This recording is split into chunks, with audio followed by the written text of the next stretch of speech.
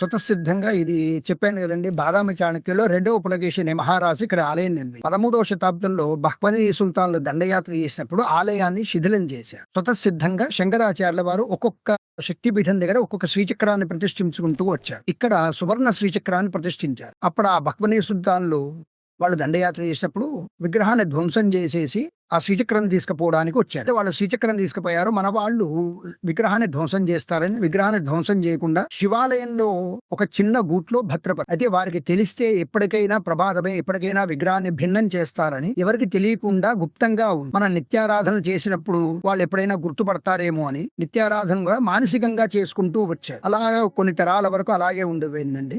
దాని తర్వాత ఈ ఆయుర్వేద మూలికలు ఏరేవాళ్ళు ఇది నల్లమల్ల అడవి ప్రాంతంలో ఉండేది. తింత్రిని వనం అంటారు. అమ్మవారు మొత్తం చింతల తోపులు ఉండేది.